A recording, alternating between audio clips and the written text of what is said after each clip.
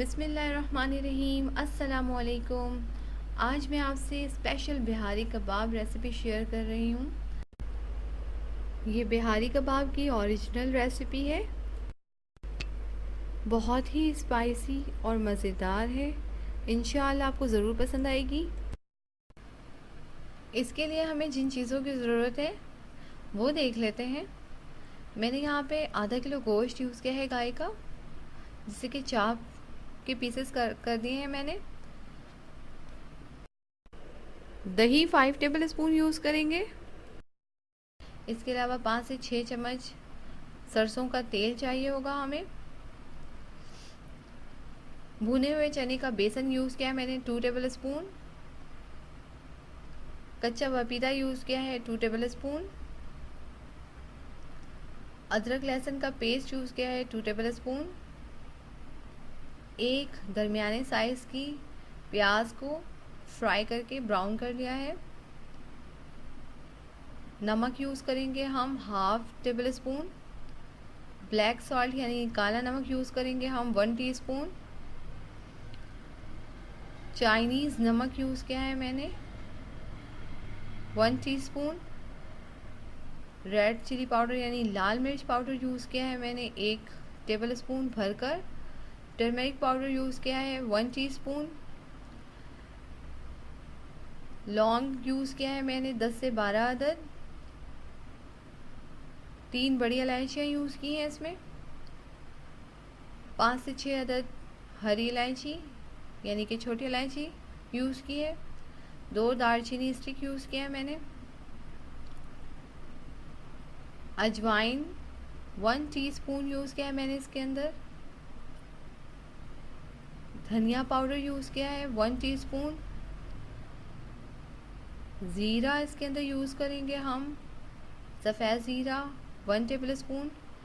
इसके अलावा लौंग पेपर मुझे मिला नहीं, मैंने शामिल नहीं किया है, लेकिन अगर आपको ये बासानी मिल जाए तो आप इसे ज़रूर शामिल करें क्योंकि इससे टेस्ट बहुत अच्छा हो जाता है। अब हम तमाम ड्राई इंग्रेडिएंट्स जो है हमारे उन्हें ग्राइंड कर लेंगे। ड्राई इंग्रेडिएंट्स ग्राइंड कर लेंगे और ये देखिए ग्राइंड करने के बाद ये इस तरह से हमारा कबाब का मसाला तैयार हो गया है। आप इस तरह कबाब का मसाला तैयार करके रख भी सकते हैं, लेकिन इसे प्रिजर्व करने के लिए आपको इसके अंदर सिट्रिक एसिड शामिल करना पड़ेगा। अब हम एक बर्तन में गोश्त शामिल करेंगे और उसमें तमाम चीज़ें ऐड करते जाएंगे, यानी कि कच्चा पपीता, अदरक लहसुन का पेस्ट। ये कितना कितना लेना है मकदार मैंने आपको बता दिया है कि आधा किलो में कितना होना चाहिए। आप उसी के मुनासिबत से जितना आपका गोश्त हो आप मसाले की मिकदार को कम और ज़्यादा कर सकते हैं। भुने हुए चने को शामिल किया है, बेसन को, और मसाला शामिल कर दिया है मैंने इसमें कबाब मसाला, जो कि मैंने आपको बताया है अभी किस तरह से बनाना है। ऑनियन को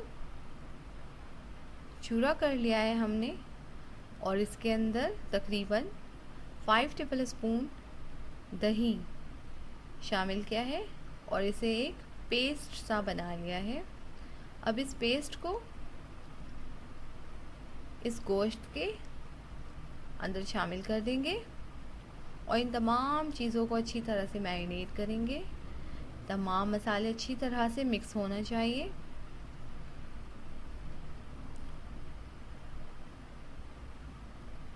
बहुत ही मज़ेदार बनती है ये बिहारी कबाब।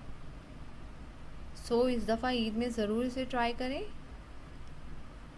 अब हम इसमें सरसों का तेल शामिल करेंगे, जो कि एक लाजमी जुज़ है बिहारी कबाब में। इसे शामिल करके इसे भी अच्छी तरह से मिक्स कर लेंगे इसमें। अब तमाम मसाले अच्छी तरह से मैरिनेट हो चुके हैं। अब हम इसे 4 से 5 घंटे तक रेस्ट देंगे।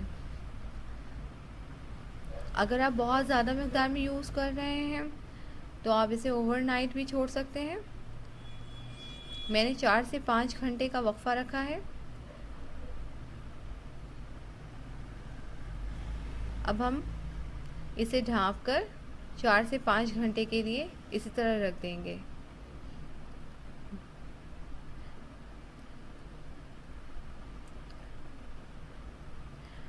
मेरे चैनल को सब्सक्राइब करें, शेयर किया करें मेरी वीडियो को।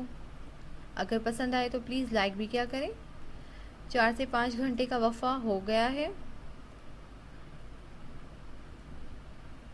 अब हम इसे सीखों पर पिरो लेंगे। ये इस तरह से देखें,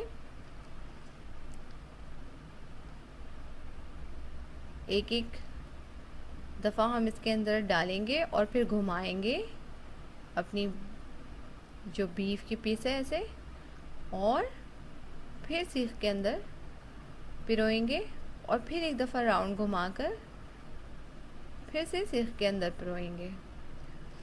इस तरह से बहुत ही अच्छा रहता है और बोटियां जो हैं वो फिर निकलती नहीं है, गिरती नहीं है। वरना अक्सर ऐसा देखा गया है कि अगर आप अच्छी तरह से इस तरह से ना करें तो बोटियां जो हैं पकने के बाद वो कोयले पे ही गिरना शुरू हो जाती है।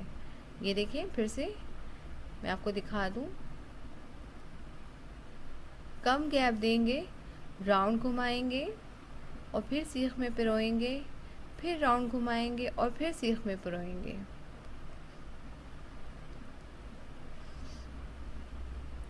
ये इस तरह से आपको जितनी भी एक सीख पे बोटियां लगानी है वो आप लगाएं। ये देखिए, इस तरह से जब आप इसे राउंड घुमाएंगे कोयले पे तो ये गिरेगी नहीं। बिहारी कबाब का असल मज़ा कोयले पे ही आता है, इसलिए मैंने यहाँ पर ये कोयले का स्टोव यूज़ किया है। और इस पे घी की ऑयलिंग करते रहेंगे हम, और इसी तरह घुमाते हुए चारों तरफ से इसकी सिकाई कर लेंगे। बहुत ही लजीज, बहुत ही मज़ेदार बिहारी कबाब रेसिपी आज मैंने आपसे शेयर की है। अगर मेरी वीडियो आपको पसंद आए तो इसे लाइक करें, शेयर करें, कमेंट्स करें। अपना बहुत ख्याल रखिएगा, दुआओं में याद रखिएगा। अल्लाह हाफिज़।